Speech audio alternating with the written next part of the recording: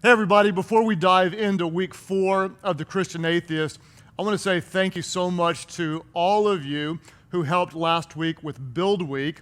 If you noticed, at almost all of our Life.Church locations, when you walk into the lobby, it looks like an amazing movie theme. In fact, I'm wondering which Life.Church campus is the very best, because we do have a contest and we vote on who has the best lobby.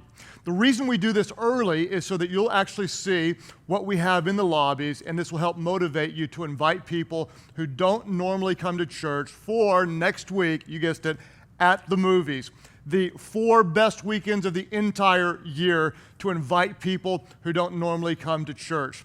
This year, we have 4 brand new messages through 4 movies where we take popular movies and bring God's truth through the emotion in the movies. It all starts next week at the movies. Let's now go to part 4 of Christian Atheist.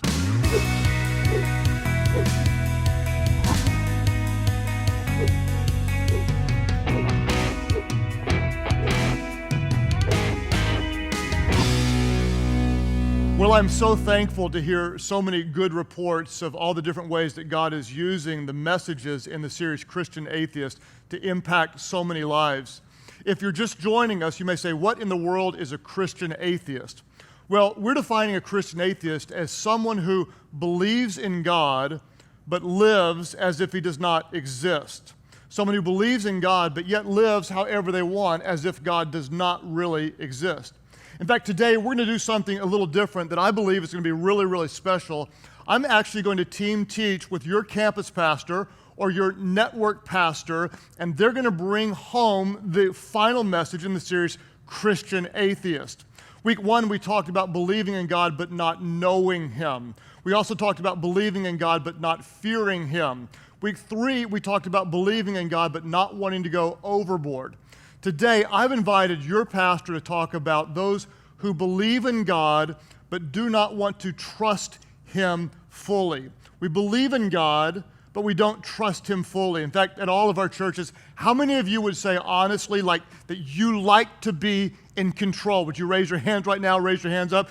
Hands going up everywhere. If you find yourself moved to want to raise up the person's hand next to you, you are a person who likes to be in control. I believe in God, but I don't want to surrender everything to Him. There are some things I still want to control.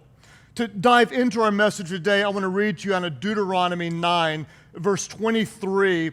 Whenever God's people were about to cross the Jordan to go into the promised land, but God wanted them to understand they were not receiving this blessing because they were good. They were receiving it because God was good. Here's how the story goes. Verse 23 says, "Go up and take possession of the land I have given you. But you have rebelled against the command of the Lord your God. You did not," what? There's 2 things. You did not trust Him or obey Him. You did not trust Him or obey Him. You didn't trust God fully or do what He led you to do. You didn't trust Him or you did not obey Him. The problem for so many of us is that we have what I call a partially surrendered life. We're going to give God some parts of our lives, but we're not going to trust Him with everything. I'd love to now invite your pastor to come up and talk about how do we develop a wholehearted trust in Christ. Would you join me in welcoming your pastor today?